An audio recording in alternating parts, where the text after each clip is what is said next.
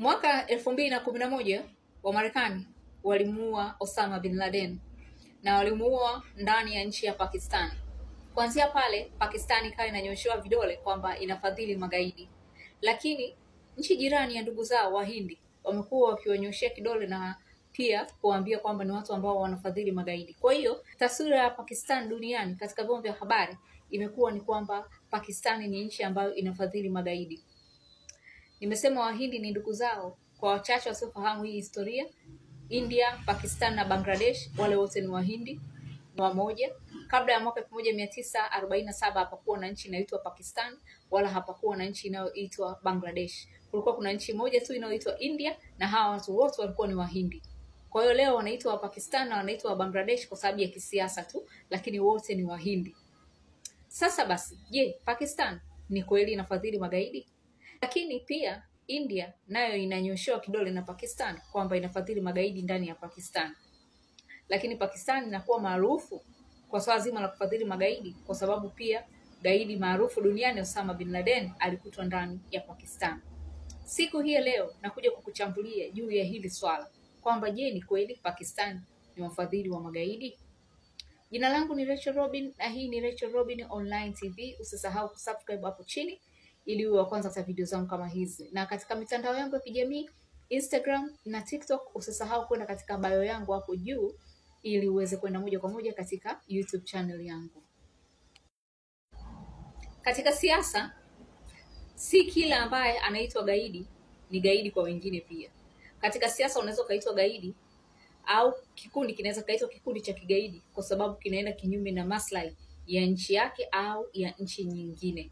Naweza nikawapa mfano. Nelson Mandela miaka ya 60 alikuwa anaenda kinyume na maslahi ya serikali yao ya Afrika Kusini ambayo ilikuwa ni serikali ya wazungu. Yeye alikuwa akipambana ili serikali ile ya wazungu iachie nchi na nchi iwekwe mikononi mwa Waafrika ambao ndio wenye ardhi ya Afrika. Kwa kitendo hiko Nelson Mandela alionekana ni gaidi na akaanza kutafutwa. Serikali ile ya Afrika Kusini ya wazungu ilikuwa ikishirikiana na nchi za magharibi.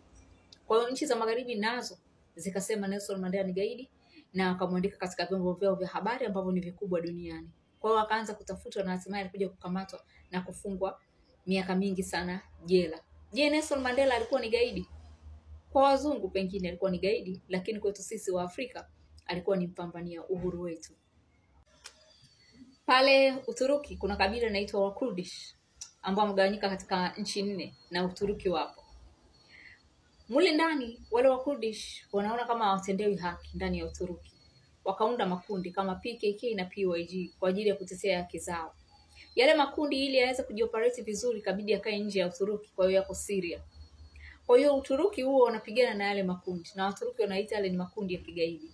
Lakini yale makundi pamoja na wale Wakurdish wenyewe watu wao ni watu ambao huwa wanasaidiwa na Wamarekani. Kwa Wamarekani wale si magaidi, wale ni washirika wao. Lakini katika macho ya Waturuki wale ni magaidi.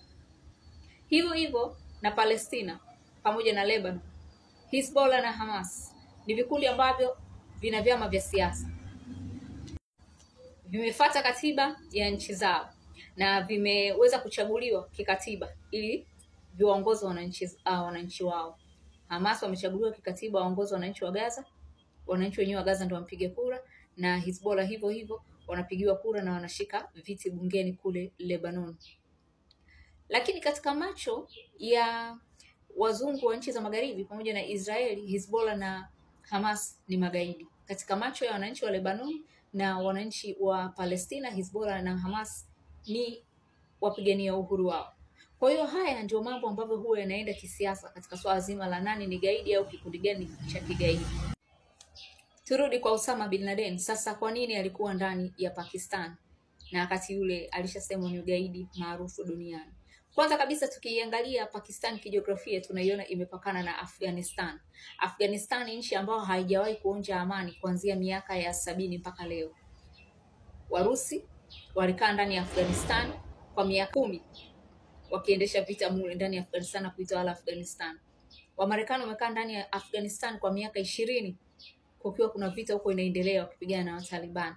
Kwa hiyo Afghanistan ni nchi ambayo imeshuhudia nguvu kubwa za nchi kubwa kama Warusi na Wamarekani wakiwa mule ndani kwa miaka mingi sana.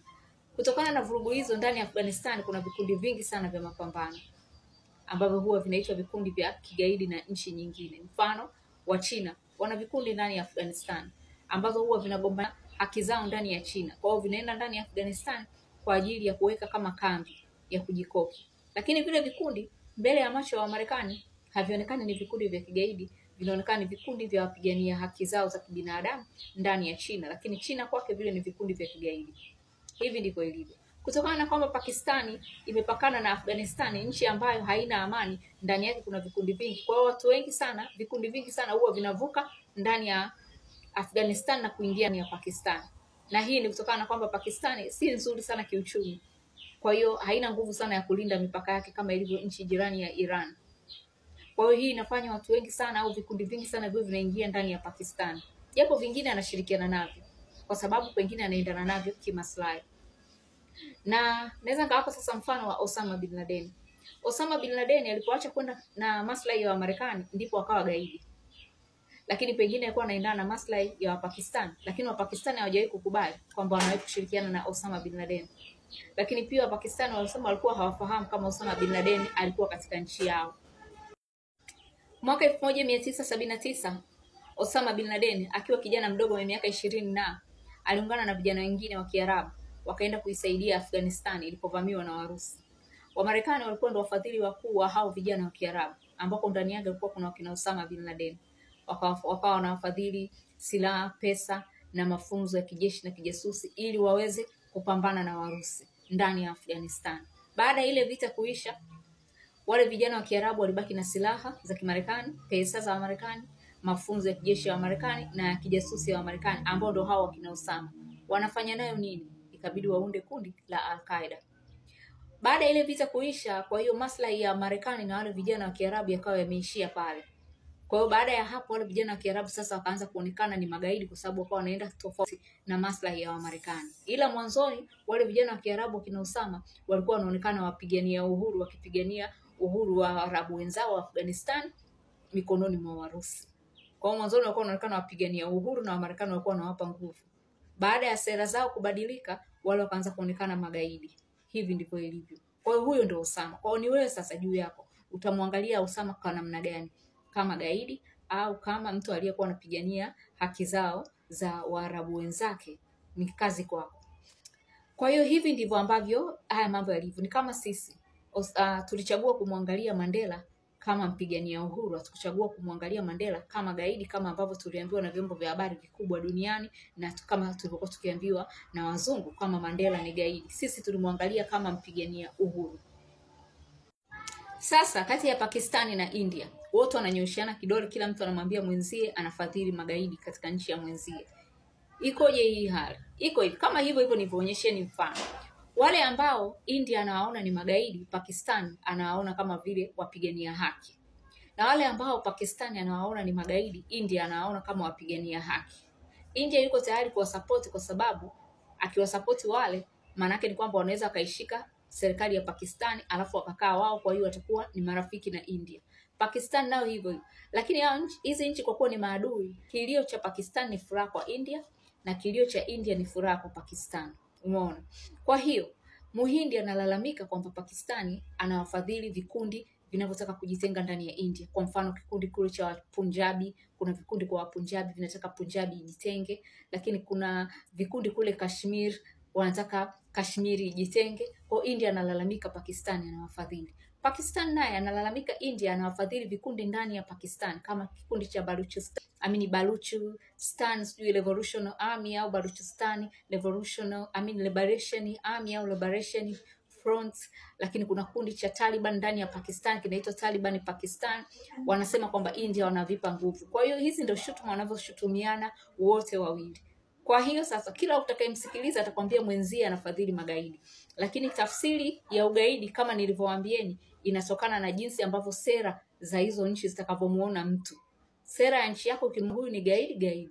Sera ya nchi yako kimuona huyu ni mkombozi, mpambania haki, itamuona kama mpambania haki. Kwa hiyo hapo kazi kwenu nyie kuamua nani anafadhili magaidi, lakini hawa wote kama nilivyosema kwamba wanafadhili mtu ambaye anaenda na sera zao. Na wote wananyoshiana vidole katika hilo.